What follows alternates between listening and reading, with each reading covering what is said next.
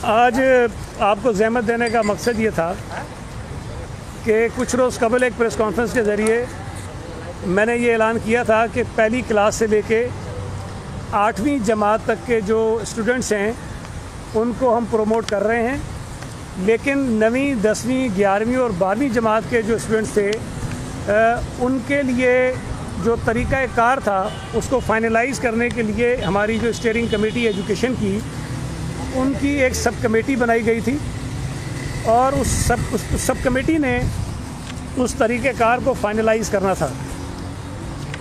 Sub committee की 2 या 3 meetings हुई और उस मीटिंग्स में उन्होंने इस मसले को हल किया, उसके लिए अपनी सिफारिशात बनाई हैं और ये सिफारिशात हम स्टीयरिंग कमेटी में लेकर जाएंगे। लेकिन जो चीज़ें तय कर ली गई हैं वो मैं आपसे शेयर करना चाहता हूँ ताकि हमारे सूबे के वो तालिब इल्म जो 9वीं क्लास से लेके 12वीं क्लास तक में पढ़ रहे थे मुख्तलिफ़ स्कूल्स और कॉलेजेस में, उनको ज़रा ये इत्मीनान हो कि हमने उनके मुतल्लिक़ क्या फ़ैसले किए हैं।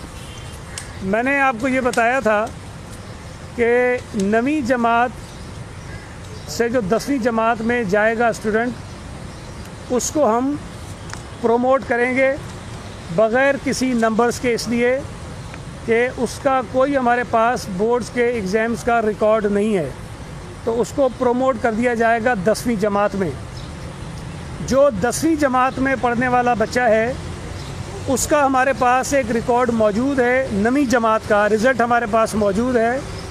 हम उसे 9वीं जमात में जो परसेंटेज और जो मार्क्स थी उसकी बुनियाद पर 10वीं जमात में पास करेंगे और इजाफ़ी 3% मार्क्स उसको देंगे। तो अगर किसी बच्चे की परसेंटेज जो है वो 9वीं क्लास में 60% है, तो जब 10वीं क्लास में हम उसको प्रोमोट करेंगे 11वीं के लिए तो उसकी परसेंटेज जो है वो 63% हो जाएगी। 3% उसको इजाफ़ी मार्क्स देकर हम उनको पास कर देंगे। इसी तरह जो 11वीं जमात का स्टूडेंट है उसको हम प्रोमोट करेंगे बग़ैर किसी परसेंटेज और बग़ैर किसी मार्क्स के, और वो चला जाएगा 12वीं जमात में। इसी तरह जो 12वीं जमात का स्टूडेंट है उसको हम पास करेंगे 11वीं जमात के नतीजे की बुनियाद पर, और जो परसेंटेज उसकी 11वीं जमात में होगी उसमें 3% ऐड करके उसको हम 12वीं जमात से पास कर देंगे, प्रोमोट कर देंगे, वो आगे चला जाएगा। इसी तरह जो 9वीं जमात का तालिब इल्म जिसका अभी कोई रिज़ल्ट नहीं है, जब वो 10वीं का इम्तिहान देगा अगले बरस, तो उसी परसेंटेज की बुनियाद पर उसकी 9वीं की परसेंटेज भी जो है वो कैलकुलेट कर ली जाएगी और वो उसकी परसेंटेज बन जाएगी 9वीं और 10वीं की मिला के। इसी तरह ये जो 11वीं जमात का तालिब इल्म है उसकी इसी तरह बनेगी। तो आसान बनाने के लिए मैं अर्ज़ कर दूँ आपसे कि 9वीं से 10वीं में जाने वाला बच्चा इस वक्त बग़ैर किसी परसेंटेज के जाएगा, वो प्रोमोट हो जाएगा। 11वीं जमात से 12वीं में जाने वाला बच्चा वो प्रोमोट हो जाएगा बग़ैर किसी परसेंटेज के, बग़ैर मार्क्स के, अगली जमात में चला जाएगा। लेकिन जब वो 10वीं जमात और 12वीं जमात के इम्तिहानात देंगे तो जो परसेंटेज उनकी 10वीं में और 12वीं में आएगी उसी को हम अज्यूम कर लेंगे कि 9वीं और 11वीं में भी उसकी परसेंटेज वही है और वही इसकी एक्यूमुलेटिव जो है परसेंटेज की बुनियाद पर उसको नंबर मिल जाएगा। और जो 10वीं का बच्चा है वो 9वीं की परसेंटेज की बुनियाद पर जाएगा, उसको 3% इजाफी मिलेंगे, और इसी तरह जो 12वीं का बच्चा है उसको भी 3% इजाफी मिलेंगे और 11वीं जमात के नतीजे पे वो प्रोमोट हो जाएगा। ये तो बड़ा एक सीधा सा था, वो हो गया। एक और चीज़ थी जिसमें मैंने आपको उस वक्त बताया था कि वो अभी तक एक मसला है जिसको हम हल करना चाहते हैं। वो ये चीज़ थी कि जो बच्चे कुछ पेपर्स में फ़ेल हो गए हैं उनको हम क्या करें। तो जो फ़ैसला वफाकी हुकूमत ने किया था, जो NCC में हुआ था, वो इस तरह से था कि जो बच्चे 40% पेपर्स में फ़ेल होंगे उनको वो पास कर देंगे, लेकिन 40% से ज़्यादा पेपर्स में अगर वो फ़ेल होंगे तो उनको वो पास नहीं करेंगे। लेकिन हमारी जो स्टीयरिंग कमेटी ने सब कमेटी बनाई उसमें हमने ये फ़ैसला किया कि हम तमाम बच्चों को पास कर देंगे, चाहे वो सारे के सारे पेपर्स में ही क्यों ना फ़ेल हो। उसकी वजह उसकी ये है कि अगर हम किसी बच्चे को इस बुनियाद पर पास नहीं करते कि वो कुछ पेपर्स में फ़ेल हो गया है, तो हमें उसको एक चांस देना पड़ेगा कि वो इम्तिहानात में आकर अपीयर हो।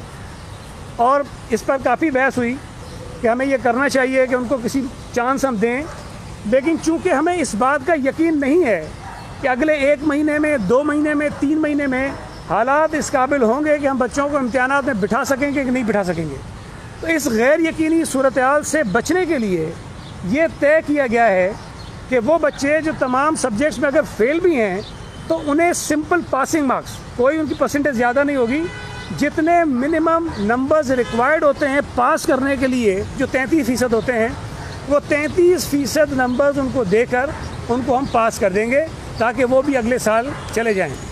और इसी तरह से जो बच्चे प्राइवेट कैंडिडेट के तौर पर अपेयर होते हैं, as a private student appear होते हैं, किसी स्कूल की में उनकी रजिस्ट्रेशन नहीं होती है, उनके लिए भी इसी तरह का फार्मूला जो है हम अडॉप्ट करेंगे। तो होगा ये कि सूबा सिंध में तमाम के तमाम बच्चे पहली जमात से लेकर 12वीं जमात तक वो अपनी अगली जमातों में प्रोमोट हो जाएंगे बग़ैर किसी इम्तिहान के, और इसके अंदर कोई तफरीक नहीं होगी कि कौन सा बच्चा कितने पेपर्स में फ़ेल हुआ है या कितने पेपर्स में पास हुआ है। अब 2 चीज़ें होती हैं इसके अलावा भी, कुछ बच्चे पास हो गए होते हैं लेकिन वो अपनी मार्क्स को इम्प्रूव करने के लिए दोबारा फॉर्म्स जमा कराते हैं और वो आकर ये ख्वाहिश होती है कि दोबारा वो पेपर्स दें। चूँकि वो पेपर्स उनके नहीं हो रहे हैं लिहाजा हम उन्हें प्रोमोट कर देंगे, लेकिन अगर उनकी ख्वाहिश हो कि वो दोबारा अपनी मार्क्स को इम्प्रूव करने के लिए इम्तिहान देना चाहें तो अगले साल जब ये इम्तिहानात होंगे वो उसमें अपेयर हो सकते हैं।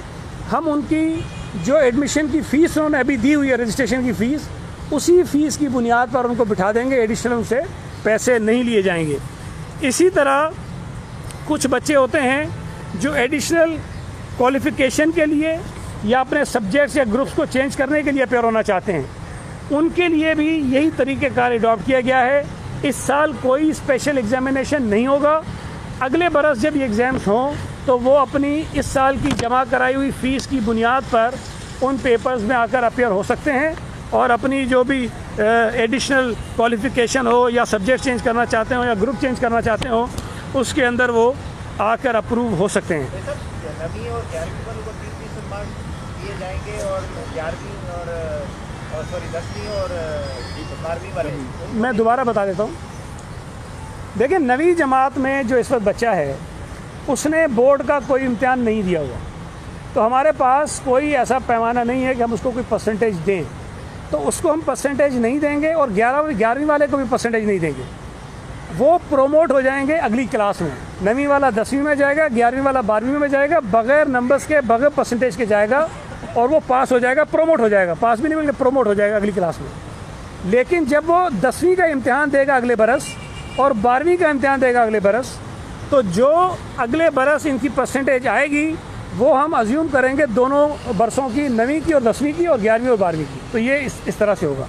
तो जो 10वीं जमात का है और 12वीं जमात का है उसका रिज़ल्ट हमारे पास बोर्ड का मौजूद है 1 साल का, तो उसी रिज़ल्ट की बुनियाद पर हम उसको प्रोमोट करेंगे, 3% उसको हम इजाफी मार्क्स दे देंगे। तो ये इसका तरीक़ेकार था। ये एक तो ये चीज़ थी, इसमें कोई कन्फ्यूजन होगा तो आप सवाल कर लीजिएगा। 1-2 और चीज़ें भी हैं, मैं वो भी आपके सामने रख लूँ। इसके साथ साथ जो चीनी के इशू पर आज भी एक प्रेस कॉन्फ्रेंस हुई है, मैं समझता हूँ कि मुर्तज़ा वहाब ने 3-4 रोज़ कबल एक बड़ी तफसीली और बड़ी मुदल्लिल प्रेस कॉन्फ्रेंस की, जिसमें ये जो कमीशन की रिपोर्ट है, चीनी के कमीशन की रिपोर्ट है, उसकी बुनियाद पर, उसकी सिफारिशात के सामने, उसके जो अपने डॉक्यूमेंट्स हैं उसकी बुनियाद पर आपके ज़रिए पूरी कौम से तफसीलात शेयर की। लेकिन अगर आप एक बात नोट करें तो पीटीआई ने एक काम शुरू किया हुआ है पीपल्स पार्टी के ख़िलाफ़ भी और पीएमएल-एन के ख़िलाफ़ भी। वो चले जाते हैं जी नून लीग ने ये किया, पीपल्स पार्टी ने ये किया। नून लीग अपने जवाब दे रही है, मैं सिर्फ अर्ज़ करूँ पीपल्स पार्टी के हवाले से कि जितनी भी चीज़ें उठाई जा रही हैं कि जी हमने सब्सिडी गलत दे दी और आज शुगर मिलों की बात की गई, ये तमाम के तमाम इश्यूज़ जो एक JIT बनाई गई थी आसिफ अली जरदारी साहब और पीपल्स पार्टी के दीगर रहनुमाओं के ख़िलाफ़ साकिब निसार साहब के ख्वाहिश पर, उसमें ये तमाम चीज़ें उन्होंने इन्वेस्टिगेट की हैं। एक चीज़ उन्होंने नहीं छोड़ी। शुगर मिलें भी देखी हैं, सब्सिडी भी देखी है, और पता नहीं जो चीज़ें किसी का ताल्लुक नहीं बनता था वो भी सारी खंगाल डाली इन्होंने। हर चीज़ की तहकीकात हुई है, उसकी बुनियाद पर रेफरेंसेस भी बनाए गए हैं, कुछ बनाए जा रहे हैं और वो अदालतों में। हमारी सिर्फ एक गुजारिश है कि वज़ीर आज़म ने जो ये कमीशन बनाया था वो बनाया क्यों था। ये सवाल सिर्फ PTI के लोगों से हमारा है, वज़ीर आज़म से है, और उनके जो ये कुछ जुगादरी रोज़ाना बैठते हैं, जो चौवल किस्म के लोग रोज़ाना बैठ के 2-4 ये ड्रामे करते हैं, उनसे एक सवाल है, जवाब तो वो कभी नहीं देंगे। अगर वज़ीर आज़म ने कमीशन बनाया और इसलिए बनाया कि चीनी की कीमतों में नवंबर 2019 से लेकर फरवरी 2020 तक बेपनाह इजाफा हुआ और इस मुल्क के गरीब लोगों, आम लोगों की जेबों से 300 अरब रुपए से ज़ायद की रकम लूट ली गई, डाका मारा गया चीनी की कीमतों में इजाफा करके। वज़ीर आज़म ने कमीशन बनाया कि कमीशन तहकीकात करे कि चीनी की कीमतों में इजाफा क्यों हुआ है और इसके ज़िम्मेदार कौन हैं। सिर्फ एक मकसद के लिए कमीशन बनाया गया। उस कमीशन ने, जो कमीशन बनाया गया था 20 फरवरी 2020 में, उस कमीशन ने अपनी एक रिपोर्ट पेश की 9 मार्च 2020 को वज़ीर आज़म को, और जिसमें बताया कि चीनी की कीमतों में इजाफा क्यों हुआ था, इसके ज़िम्मेदार कौन है।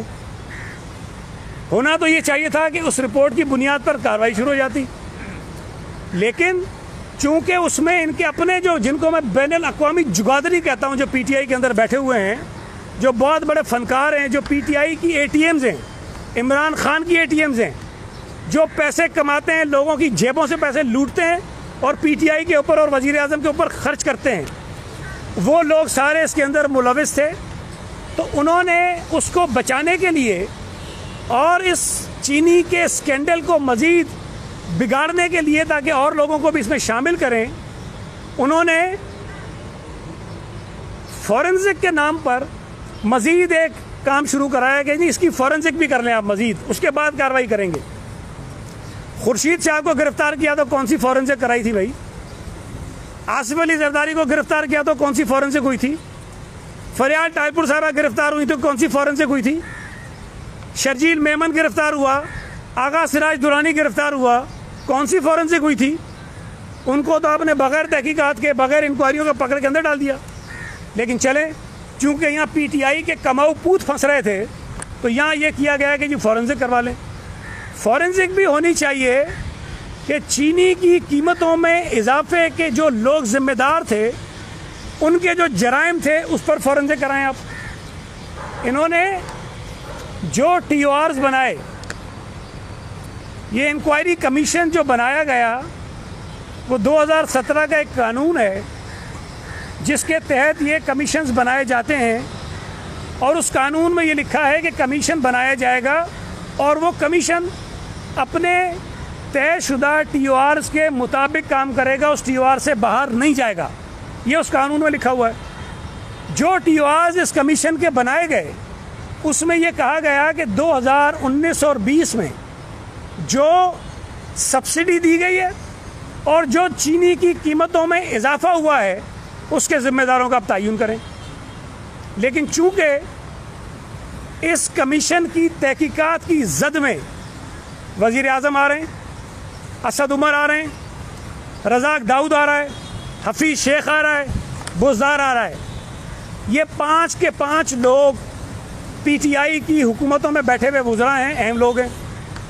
अब चूँकि इनको बचाना मकसद है, तो उन्होंने पीपल्स पार्टी के दौर को भी खोला, सिंध हुकूमत को भी खोला, PMLN की हुकूमत के दौर को भी खोला, और सारे जो है वो जोड़कर कभी शहबाज शरीफ, कभी मुराद अली शाह, कभी कोई और को इसमें घसीट के लेके आ गए। हमारा कहना ये था, जब मुराद अली शाह साहब को बुलाया गया, कि भाई 2019 और 20 में या 18 और 19 में सिंध हुकूमत ने किसी किस्म की कोई सब्सिडी दी नहीं है। कमीशन बनाया गया है जिन बरसों के लिए, वो हम पर लागू नहीं होते।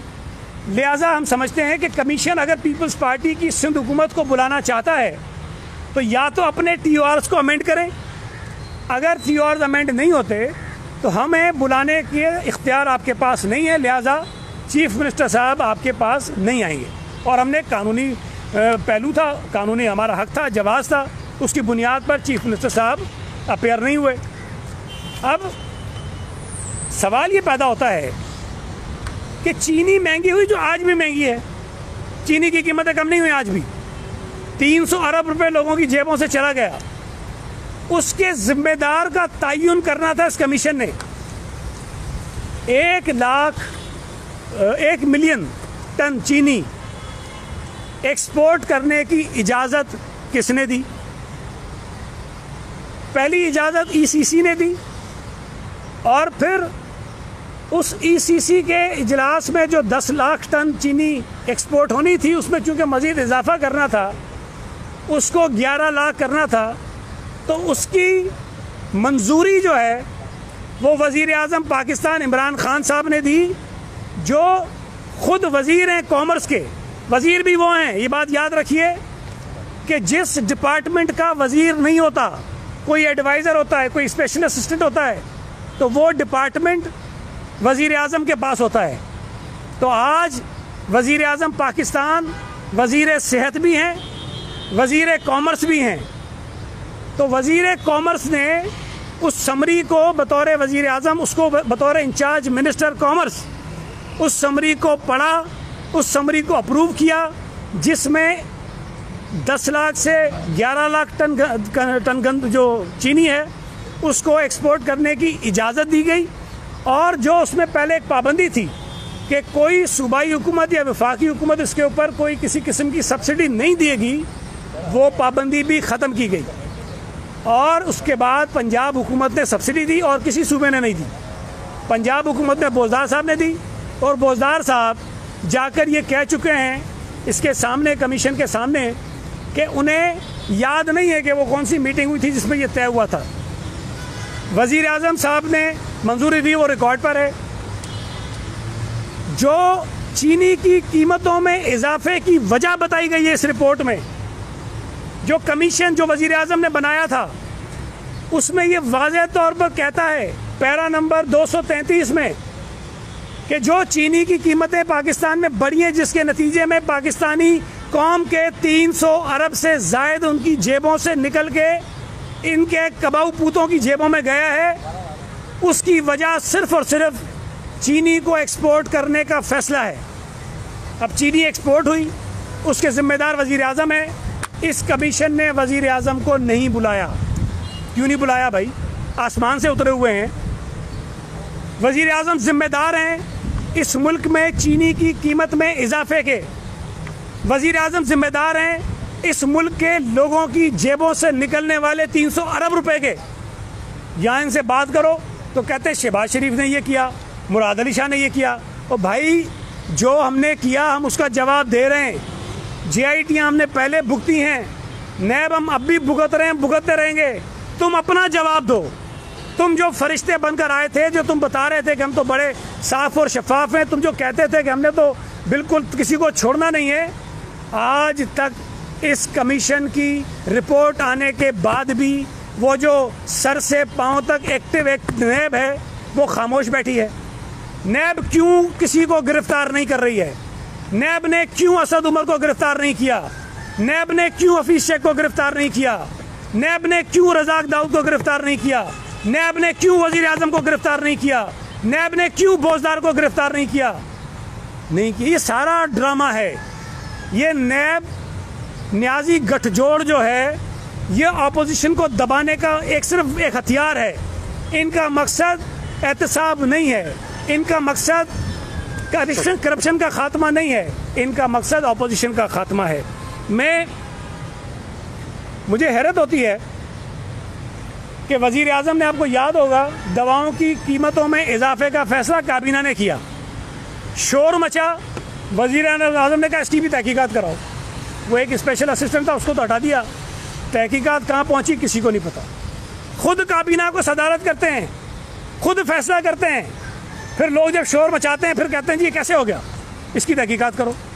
गैस की कीमतों में 2 मरतबा इजाफा काबीना ने किया, वज़ीर आज़म ने काबीना की सदारत की। उसके बाद जब पता चला गैस की कीमतें बढ़ गई, कहते हैं तहकीकात करो, कैसे हो गई। फिर तहकीकात हुई, कुछ नहीं पता क्या हुआ। भारत से दवाई जहाँ जो अभी आनी थी बंद थी, सारा कुछ तिजारत कारोबार बंद था। भारत से इंपोर्ट की इजाज़त वज़ीर आज़म की ज़ेर सदारत काबीना ने कमेटी बनाई, उस कमेटी ने दी। जब शोर मचा तो कहते हैं तहकीकात करो, ये कैसे हो गया। यार क्या मजाक है। खुद फैसले करते हैं काबीना की सदारत करते हुए, उसके बाद भूल जाते हैं कि काबीना ने हुआ फैसला।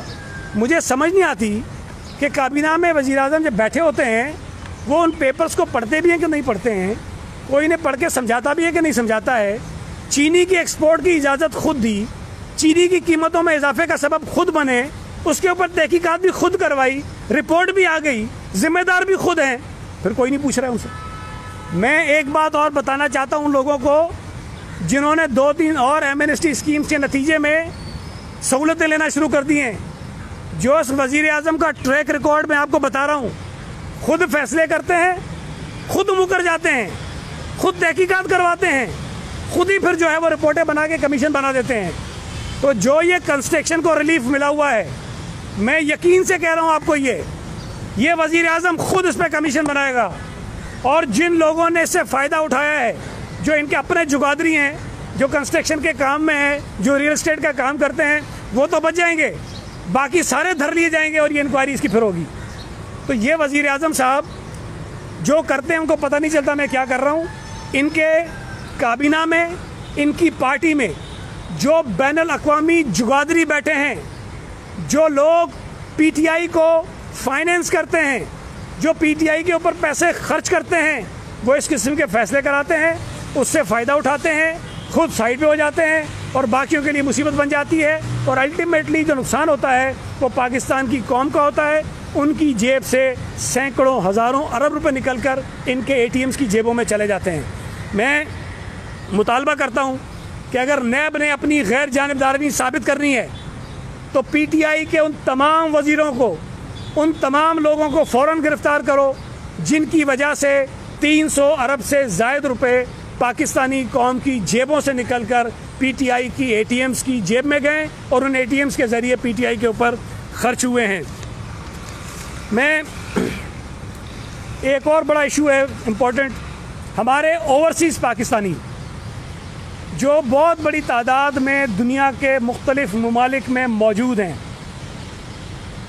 इस हुकूमत की पॉलिसीज़ की वजह से जिस तरह से वो बेचारे उन मुल्कों में जलील और रुस्वा हो रहे हैं उसकी मिसाल नहीं मिलती है।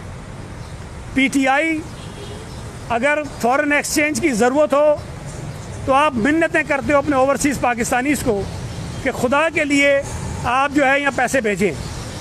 अगर आपको चंदा चाहिए हो तो आप इनसे मुतालबा करते हो ओवरसीज़ पाकिस्तानी से कि हमें चंदा दें आप, ताकि अपनी मईशत को ठीक करें और अपने जो अल्ले तल्ले के खर्चे हम पूरे करें और उससे फिर लूटमार मचाएं। जो फॉरेन फंडिंग का केस भी इनका चल रहा है, उन्हीं से पैसे मांगते हो। आज वो दुनिया के मुख्तलिफ मुल्कों में जलील और रुस्वा हो रहे हैं, बेचारे परेशान हैं, बच्चों समेत। इस हुकूमत को कोई एहसास नहीं है सवाए ड्रामेबाजियाँ करने के।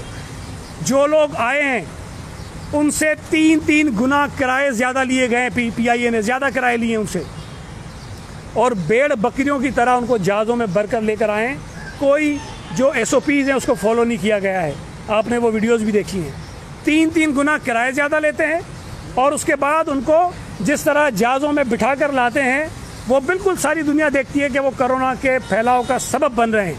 बेचारा किसी मुल्क से पाकिस्तानी जहाज़ में ठीक बैठता है, यहाँ उतरता है तो कोरोना का मरीज़ होकर निकलता है।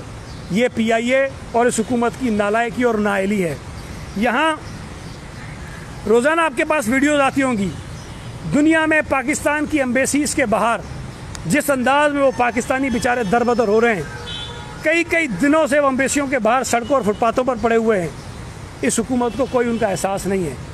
ये मैं मुतालबा करता हूँ कि उनके मसलों को हल किया जाए और PIA उनसे किराए कम ले ये कहना कि जी जहाज़ खाली जाता है, ख़र्चा होता है, और भाई इन पाकिस्तानियों ने जो दूसरे मुल्कों में कमा रहे हैं, पाकिस्तान की इकोनॉमी को चलाया है हमेशा। उनके लिए अगर PIA कुछ खर्च कर देगा तो एहसान नहीं करेगा उनके ऊपर। आज वो मुश्किल में हैं, आज उनको ज़रूरत है मदद की। और दूसरी बात यह है कि जो पेट्रोल की कीमतें कम हुई हैं, PIA को कोई खर्चा नहीं हो रहा, कोई इसके ऊपर बोझ नहीं पड़ रहा। उनकी टिकटों की कीमतें कम होनी चाहिए। PIA ने अपनी टिकट्स में सस्ते नहीं किए और महंगे कर दिए हैं, तो इसका कोई जवाज़ नहीं है। उनसे जो है वो वापस सस्ते टिकट दिए जाए उनको, और उनको फ़ौरी तौर पर बुलाया जाए। ये जो मैंने उस दिन भी बात की PIA के हादसे की, देखें आज भी PIA में, ये रिकॉर्ड की बात बता रहा हूँ, उसके पेपर मौजूद हैं। कानून के मुताबिक, रूल्स के मुताबिक, दुनिया के जो रूल्स हैं, जो कैप्टन हैं, जो पायलट्स होते हैं, वो 12 घंटे की फ़्लाइट कर सकते हैं मुसलसल, 12 घंटे, उससे ज़्यादा वो फ्लाई नहीं कर सकते। 4 घंटे इजाफी उनको दिए जा सकते हैं अगर कोई सूरत हाल ऐसी हो जिसमें ये ज़रूरी हो जाए। ये एक्सेप्शंस हैं, ये नहीं कि 16 घंटे, 12 घंटे है, 4 घंटे इजाफी ये रूल्स हैं, उसके मुताबिक उनको दिए जा सकते हैं। और खुदा न खास्ता बहुत इमरजेंसी हो, कोई बहुत ही ज़रूरी हो जाए, तो यहाँ पर सिविल एविएशन उनको 1 घंटे का वेवर दे सकती है। ये केस टू केस होता है, केस टू केस होता है। अगर कहीं ऐसी सूरत हाल हो तो वो 17 घंटे हो जाते हैं, बस इसके अलावा कुछ नहीं हो सकता। इस PIA की मौजूदा इंतज़ामिया ने सिविल एविएशन से 4 घंटे का ब्लैंकेट वेवर लिया हुआ है, ब्लैंकेट वेवर, जो बैनुल अक़वामी फ़िज़ाई उसूल जो हैं, सिविल एविएशन के जो रूल्स हैं, उसकी वायलेशन है। अगर 16 घंटे एक, और अगर पायलट 4 हों तो ये 18 घंटे होते हैं। और 1 घंटा वो जो वेवर आप दे सकते हैं केस टू केस, 4 घंटे इन्होंने और दे लिए हैं। ये 22-23 घंटे की फ़्लाइट आप कप्तानों से कराओगे। इसकी वजह से जो सेफ्टी मेजर्स हैं, जो हिफाजती इक़दामात हैं PIA में, वो कंप्रोमाइज़ हो रहे हैं। कोई आवाज़ नहीं उठा सकता, इसलिए कि जो आवाज़ उठाएगा उसको मुलाजमत से निकाल दिया जाएगा। कोरोना आने के बाद ये SOPs हर जगह के हैं। हम कहते हैं 50 साल से बड़ी उम्र का आदमी मस्जिद में नमाज़ पढ़ने ना जाए।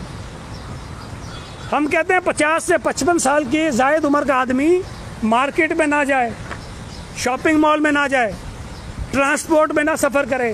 हम ये कहते हैं ना, इसलिए कहते हैं कि उन लोगों को ज़्यादा चांसेस होते हैं कि वो कोरोना का शिकार हो सकते हैं। हमारी PIA की मौजूदा इंतज़ामिया, उन्होंने जो कॉन्ट्रैक्ट पे पायलट्स रखे हुए, जो रिटायर्ड पायलट्स हैं, जिनकी उम्रें 60 साल से ज़्यादा हैं, चूँकि वो बेचारे कॉन्ट्रैक्ट पर हैं, उनको भेजा जाता है कि कोरोना के हालात में जाकर ये सारी फ़्लाइट यहाँ चलाओ। जो स्पेशल फ़्लाइट चल रही हैं, इसमें मेजॉरिटी जो है उन रिटायर्ड 60 साल से ज़ायद उम्र के कॉन्ट्रैक्ट वाले पायलट्स की है, जिनको भेजा जाता है। मतलब दुनिया भर के सारी जो वायलेशन है वो ये PIA की इंतज़ामिया कर रही है। कोई आवाज़ नहीं उठाता, इसलिए कि जो आवाज़ उठाएगा वो नौकरी से निकल जाएगा। हम सिर्फ ये मुतालबा कर रहे हैं भाई कि खुदा के लिए PIA को ठीक करने के लिए आप जो दुनिया भर के उसूल हैं उस पर चलाएँ। ये जो बुनियादी उसूल हैं, जो रूल्स हैं, उनकी वायलेशन ना करें। आप लोगों को डरा धमका कर उनके ऊपर जुल्म और जबर ना करें। जो तौर तरीके दुनिया चला रही है उसके मुताबिक चलाएं। ये सारे रास्ते फ़ौरन बंद होने चाहिए। PIA के अंदर जितनी एसोसिएशंस ख़त्म की गई हैं उसको एसेंशियल सर्विसेज डिक्लेयर करने के बाद ये फ़ैसला वापस लिया जाए। ये उनका आइनी हक है। आइनी हक को ग़ज़ब करना नामुनासिब बात है, गैर आइनी बात है, ये ख़त्म होनी चाहिए। इसके बाद अगर आप कोई सवाल करें तो मैं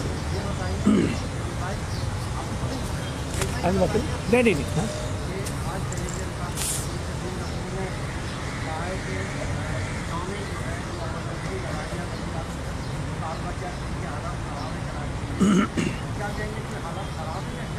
देखें, इस वक्त पाकिस्तान की मईशत की जो हालत है, जो माहिरीन कह रहे हैं वो पाकिस्तान की 70 साल तारीख की बदतरीन मुआशी हालात का हम सामना कर रहे हैं। और ये कोरोना की वजह से नहीं है, कोरोना तो अभी मार्च में फरवरी में आया ना, उससे पहले अगर आप इनकी मईशत के हालात को उठा के देखें तब भी इन्होंने बर्बाद करके रख दी मईशत। इन्होंने फिगर फजिंग की, अपनी जीडीपी ग्रोथ के झूठे फिगर्स बताए जो साबित हुए हैं। 1.9 थी, उन्होंने ज़्यादा बताई, झूठ बोला, कौम से झूठ बोला, दुनिया से झूठ बोला, वर्ल्ड बैंक से झूठ बोला, IMF से झूठ बोला, अपनी आवाम से झूठ बोला। झूठ बोलकर अपनी मईशत की ग्रोथ उन्होंने ज़्यादा दिखाई। और आज भी जो खबरें आ रही हैं कि जब आपके पास इतनी स्पेस है कि जो आपको कर्ज़ों की अदायगी करनी थी वो डेफर हो गई है, इन हालात में ये मज़ीद उतने कर्ज़े लेने जा रहे हैं जो पाकिस्तान की तारीख़ में किसी हुकूमत ने नहीं लिए। जो पीपल्स पार्टी की हुकूमत ने 5 साल में कर्ज़े लिए, इस नालायक नाअहल सेलेक्टेड हुकूमत ने 1 बरस में लिए। PMLN ने भी हमसे ज़्यादा कर्ज़े लिए, लेकिन PMLN ने भी जितने 5 साल में लिए, इस नालायक नाअहल हुकूमत ने ये 18-20 महीनों में ले लिए हैं कर्ज़े। जितनी बेरोज़गारी इस नालायक और नाअहल सेलेक्टेड हुकूमत के दौर में हो रही है, इसकी मिसाल कहीं नहीं मिलती है। जो महंगाई इस नालायक नाअहल और सेलेक्टेड हुकूमत के दौर में हुई है, उसकी मिसाल नहीं मिलती। तो अगर फाइनेंशियल इमरजेंसी कहीं लगनी चाहिए तो वो वफाकी हुकूमत पर लगनी चाहिए, जहां नालायक तरीन लोग बैठे हैं, जहां करप्ट तरीन वजीर बैठे हैं, जिनकी वजह से पाकिस्तान की आवाम मुसीबत का शिकार है। उस पर बिल्कुल फाइनेंशियल इमरजेंसी लगनी चाहिए। सिंध हुकूमत इस वक्त पाकिस्तान में तमाम हुकूमतों से बेहतर अंदाज में गवर्न कर रही है, बेहतर अंदाज में अपनी हुकूमत चला रही है, बेहतर अंदाज में अपने शहरियों की ज़िंदगियों को बचाने की कोशिश कर रही है। साहब ये बताएं कि कल अली साहब ने कहा है कि पूरे मामला की जड़ है वो 18वीं तारीख वो ख़त्म हो जाए तो ये मामला बेहतर होगा। अली जैदी से कभी ये पूछ लें कि 18वीं तरमीम है क्या। अगर आपको ये बता दें ना कि उस 18वीं तरमीम के ज़रिए आइन के कितने आर्टिकल्स जो हैं वो तब्दील हुए थे, तो मैं साथ छोड़ दूँगा। ये चवल किस्म के लोग हैं सारे, इनको कुछ नहीं पता। ये आते हैं यू स्टाइल ये करके, भाई इस तरह कोई बातें होती हैं क्या? पता इनको कख नहीं है। इनसे सिर्फ आप ये पूछ लीजिए कि KPT में आपने क्या किया था, बस। अगर आपको ये गालम गलौज में ना उतारा ना, सिर्फ ये पूछिएगा, कुछ नहीं। आप ये भी नहीं कहेगा तुमने करप्शन की है, मुझे नहीं पता। सिर्फ ये पूछिएगा कि चेयरमैन KPT से तुम्हारा मसला क्या था। तो इनको 18वीं तरमीम का कुछ नहीं पता। 18वीं तरमीम 1973 के आइन के बाद पाकिस्तान की तारीख़ का वो इतना बड़ा कारनामा है पार्लियामेंट का, जिस पर तमाम सूबे मुत्तफिक थे, तमाम सियासी जमातें मुत्तफिक थीं, जिसके ज़रिए सूबों के दरमियान जो खलीज थी वो ख़त्म हुई है, जिसके ज़रिए छोटे सूबों की बड़े सूबों के मुतल्लिक़ जो गलत राय थी, जो एक तासुर था, वो ख़त्म हुआ है। सूबों में एक हम आहंगी पैदा हुई है, और सूबों में अगर हम आहंगी पैदा होती है तो इससे वफाक मजबूत होता है। 18वीं तरमीम के ज़रिए इस नालायक नाअहल सेलेक्टेड वज़ीर आज़म को इख्तियारात मिले हुए हैं। इस 18वीं तरमीम के ज़रिए पार्लियामेंट को इख्तियारात मिले हुए हैं। इस 18वीं तरमीम के ज़रिए सिर्फ सूबाई खुद मुख्तारी नहीं मिली थी, पार्लियामेंट खुद मुख्तार हुई थी, वज़ीर आज़म खुद मुख्तार हुआ था। और मैं कह रहा हूँ यार, इनसे सिर्फ पूछ लो कि 18वीं तरमीम में कितने आर्टिकल्स थे जिनमें तरमीम हुई थी। अगर आपको बता दें मैं मान जाऊँ, इनको कुछ नहीं पता। इनको वो ऐसे व्हाट्सएप पर वो मैसेज आता है, जब कोई सवाल करे तो कह देना 18वीं तरमीम। तो अल्लाह के बंदे, 18वीं तरमीम में कारनामा है। 18वीं तरमीम की वजह से तुम दावा कर सकते हो कि KPK की हुकूमत ने बहुत बड़ी कार्रवाइयाँ की, अच्छे काम किए हैं। 18वीं तरमीम के लिए इमरान खान ने खड़े होकर बड़े फ़ख्र से कहा था कि 18वीं तरमीम की वजह से KPK में हमने बड़े काम किए हैं। 18वीं तरमीम के साथ कहा था ना। तो ये सिर्फ सिंध के लिए थोड़ी है, ये पंजाब के लिए भी है, ये KPK के लिए भी है। तो ये चवल किस्म की लोगों के बातों में मत जाया करो, इसको इग्नोर किया करो। ये बता दें, आज 12 बजे लॉकडाउन का मुद्दा जो खत्म हो जाएगा, क्या सोचा है? अगर वफाक लॉकडाउन का मुद्दा नहीं बढ़ाती तो आपका क्या होगा? देखिए, लॉकडाउन के फैसले हर सूबाई हुकूमत ने खुद किए थे। फिर जब सुप्रीम कोर्ट ने कहा कि इसके ऊपर एक नेशनल पॉलिसी होनी चाहिए, उसके बाद NCC के प्लेटफॉर्म से ये सारी चीज़ें होती रहीं। तो लॉकडाउन सूबाई हुकूमतों के ऑर्डर्स के मुताबिक जिस तरह चल रहे हैं तो बराए नाम ही हैं, लेकिन जो चल रहे हैं वो चलते रहेंगे। एनसीसी की जो मीटिंग हुई थी 7 मई को, उसमें ये हुआ था कि जो फैसले एनसीसी ने 7 मई को किए हैं वो 31 मई को दोबारा हम रिव्यू करेंगे, लेकिन 31 मई से पहले ही बहुत सारी सूबाई हुकूमतों में उसमें रद्दोबदल किया और यहाँ पर भी हुआ, कोई सुप्रीम कोर्ट के कहने पे हुआ। तो जो मीटिंग आज होनी थी अब वो गालिबन शायद कल हो रही है, तो कल एनसीसी की मीटिंग होगी, देखते हैं उसके अंदर क्या फैसले होते हैं। ये बता दीजिएगा कि प्राइवेट स्कूल जो हैं वो अब एग्जॉस्ट हो चुके हैं और उनका कहना अब ये बहुत सारे प्राइवेट स्कूल की जानिब से ये बात सामने आ रही है कि वो कहते हैं कि अब हम सिंध हुकूमत की कोई अहकाम नहीं मानेंगे और स्कूल खोलकर बैठ जाएंगे। क्या कहना है प्राइवेट स्कूल्स के लिए, इस तरह की सूरत अगर पेश आएगी तो सिंध हुकूमत क्या करेगी और किस तरह की? देखें, स्कूल जो हैं वो इनकी प्रॉपर्टी है, अपनी मालिकान की। अगर किराए पे हैं तभी उन्होंने किराए पे लिए हुए हैं, अगर ज़ाती हैं तभी उनके हैं। अभी जाके ताले खोलने बैठ जाएं, किसने मना किया उनको? उनकी प्रॉपर्टी हम थोड़ी रोकेंगे उनको। हमने जो बंद किया हुआ है तदरीसी अमल बंद किया हुआ है और वो बंद रहेगा। वो कोई स्कूल मालिक अपनी मर्ज़ी से शुरू नहीं कर सकता। वफाकी हुकूमत ने एनसीसी में ये तय किया था कि पूरे मुल्क में 15 जुलाई तक स्कूल बंद रहेंगे।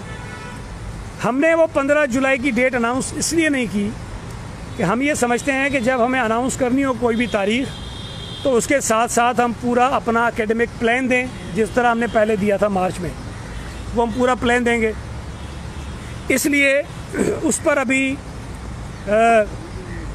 मैं समझता हूँ कि हम शायद, हमारा इरादा है कि मंगल को 2 जून को अपनी स्टीयरिंग कमेटी की मीटिंग करेंगे और उस मीटिंग में ये तय कर लेंगे कि एकेडमिक प्लान हमें किस तरह बनाना है और स्कूल्स कब खोलने हैं। लेकिन जो हमने पहले ऐलान किया था कि 1 जून से स्कूल और कॉलेज खुलेंगे, वो हमने विड्रॉ करके नया ऑर्डर जो है वो इशू कर दिया कि 1 जून को स्कूल नहीं खुलेंगे और नई डेट हम बाद में अनाउंस करेंगे। तो ये बड़ा क्लियर है। जो प्राइवेट स्कूल मालिकान कह रहे हैं स्कूल खोलने हैं, वो अभी से खोल के बैठ जाए, मुझे कोई एतराज़ नहीं है। तदरीसी अमल बंद है, वो बंद रहेगा और मैं समझता हूँ कि जिस किस्म के हालात हैं, कोई पेरेंट्स इन हालात में अपने बच्चों को स्कूल नहीं भेजेंगे। जैसे आपने 12वीं जमात तक बात की, 10वीं के बाद 11वीं 12वीं में प्री मेडिकल ट्रेनिंग जैसी टफ एजुकेशन शुरू हो जाती है। क्या समझते हैं कि उनको बात डायरेक्टली कर देंगे तो वर्कलोड बढ़ेगा और हर कोई आसान समझेगा कि अब तो मेडिकल आराम से हम बैचलर्स में एडमिशन ले सकते हैं, बिना पड़ेगी? नहीं, देखें, जो आपके प्रोफेशनल कॉलेजेस हैं उनमें एडमिशन के लिए अपना एक रिटन टेस्ट होता है और उस टेस्ट में हम किसी किस्म की कोई रियायत नहीं दे रहे हैं। उस टेस्ट में अलबत्ता ये ज़रूर हो रहा है, हमने बात की है जो डिपार्टमेंट है बोर्ड्स एंड यूनिवर्सिटीज़ का, उससे कि उन यूनिवर्सिटी से ये गुजारिश ज़रूर की जाए कि जो मिनिमम परसेंटेज रिक्वायर्ड होती है इस टेस्ट में अपीयर होने के लिए, उसमें कुछ रिलैक्सेशन ज़रूर दे दिया जाए, ताकि जो बच्चे इम्तिहान नहीं देंगे, मुमकिन है वो ज़्यादा एक्सपेक्ट कर रहे हो कि उनकी परसेंटेज बढ़ेगी, तो कम से कम उनके साथ ज़्यादती ना हो, वो उस टेस्ट में अपीयर हो जाए। लेकिन उस टेस्ट को पास करने में किसी किस्म की कोई रियायत किसी तालिब इल्म को जो है वो नहीं दी जाएगी। ठीक है। ये बता दें कि किसान मुराई बलोच और बल्दिया थाना की जो है कि रिपोर्ट की सिंधाई को के हुक्म के बावजूद वो पब्लिक नहीं की गई।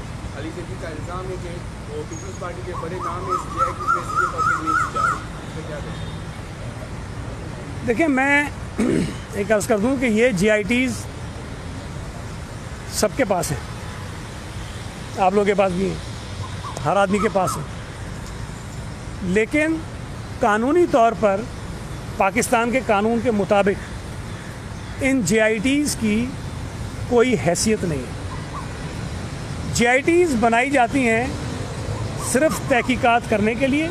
जिस तरह किसी भी जुर्म में अगर कोई शख्स गिरफ़्तार हो और पुलिस उसकी तहकीकात करती है और अपनी तहकीकाती रिपोर्ट अदालत के सामने पेश कर देती है, उस तहकीकाती रिपोर्ट की बुनियाद पर कभी भी किसी शख्स के ख़िलाफ़ कार्रवाई नहीं होती, इसलिए कि वो तहकीकात पुलिस अपनी तहवील में लेने के बाद करती है, तो उसको कोई अदालत इतना मुस्तनद तस्लीम नहीं करती है। लिहाजा ये जितनी GIT रिपोर्ट्स हैं, इनकी हैसियत भी उसी एक तहकीकाती रिपोर्ट की है जिस तरह कोई और आम तहकीकाती रिपोर्ट होती है। इसको पब्लिक करने से एक इम्कान होता है जो मैं समझता हूँ शायद जो इंसाफ की फराहमी है उसके रास्ते में हायल होने के इम्कानात होते हैं। जिस तरह आजकल मीडिया पर इन GITs को उछाला जाता है, हालांकि वो गलत होती हैं। मैं आपको सिर्फ एक मिसाल देता हूँ। डॉक्टर आसिम की भी एक GIT रिपोर्ट बनी थी ना 462 अरब रुपए का इल्ज़ाम था डॉक्टर आसिम के ऊपर कि उसने करप्शन किया। क्या हुआ उसका? डॉक्टर आसिम को दुनिया का अमीर तरीन आदमी बना दिया गया था उस GIT में। बिल गेट से ज़्यादा उसकी जायदाद और उसका पैसा था। अगर उस GIT रिपोर्ट को मान लें तो डॉक्टर आसिम दुनिया का अमीर तरीन आदमी और 462 अरब, मतलब किसको कहते हैं 462 अरब रुपए, उसकी उसने करप्शन की थी। अब मुझे बताइए क्या ये चीज़ें हकीकत से दूर दूर भी कहीं मिलती हैं? लेकिन चूंकि मीडिया पे बड़ा शोर शराबा मचा, इससे लोगों का ओपिनियन चेंज होने के इम्कानात होते हैं, इससे लोगों के साथ ज़्यादती हो सकती है। ये जो मीडिया पे एक माहौल बनता है वो असरअंदाज हो सकता है। जो इंसाफ का एक बुनियादी उसूल होता है कि वो फेयर होना चाहिए। तो मैं ये समझता हूँ कि ये तमाम इल्ज़ामात जो GITs में लगे हमारी क़यादत के ख़िलाफ़ ख़ास तौर पर, उन पर सारी ये रेफरेंसेस हैं, मुकदमात हैं। कौन सी चीज़ है जिसमें किसी के ख़िलाफ़ केस नहीं बना हुआ? मुझे बताएं ना आप। सब पर तो है। तो ये मैं इनसे जो ये चमार जो हैं बेचारे, इनके 2-4 मिनिस्टर हैं, मैं कह रहा हूँ उनकी बातों को ऐसे नहीं दिया करें। मेरी उनसे गुजारिश है कि बाकी तो GITs थी ना, ये कमीशन तो आप लोगों ने बनाया, इसमें कहा गया है कि इमरान खान चोर है। ये कमीशन कहता है कि इमरान खान की वजह से इस मुल्क में चीनी महंगी हुई है, इमरान खान की वजह से 300 अरब रुपए पाकिस्तानी कौम की जेब से निकले हैं। और पहले इसको तो रगड़ा लगाओ, अंदर डालो। तुम तो कहते थे ना इमरान खान को भी नहीं छोड़ेंगे अगर वो करेगा। ये कमीशन कह रहा है, तुम्हारा बनाया हुआ कमीशन कह रहा है।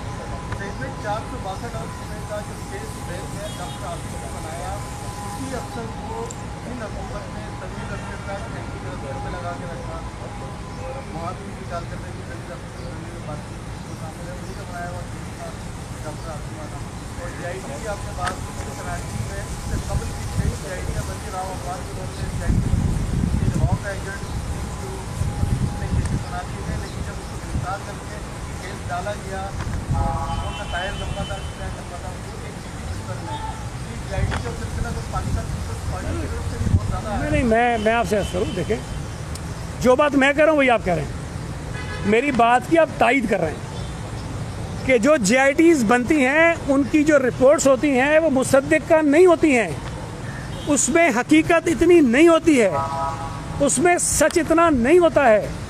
अब उसको अगर आप पब्लिक करते हैं तो वो जो इंसाफ के बुनियादी तकाज़े होते हैं उस पर असरअंदाज हो सकती है। ये बात तो मैं कह रहा हूँ जो आप कह रहे हैं। तो GIT में 4-5 मुख्तलिफ इदारों के अफराद होते हैं जो तहकीकात करते हैं। अब जाहिर है कि भाई अगर डॉक्टर आसिम से आप इतनी चीज़ें उगलवा सकते हो कि दुनिया का अमीर तरीन आदमी हो जाए, 462 अरब की करप्शन हो जाए, तो भाई साबित करो। नहीं हो रही ना, गलत है बातें, क्योंकि उसका कोई सर पैर नहीं है। इसलिए मैं ये कह रहा हूँ कि GITs जितनी भी बनी है उनकी रिपोर्ट्स की बुनियाद पर फैसला नहीं होना चाहिए। अदालतों में केसेस हैं, मुकदमात हैं, अदालतें फैसला करें। अगर वो समझती चीज़ें ठीक हैं, शवाहिद मौजूद हैं, सजाएं दें उसकी बुनियाद पर।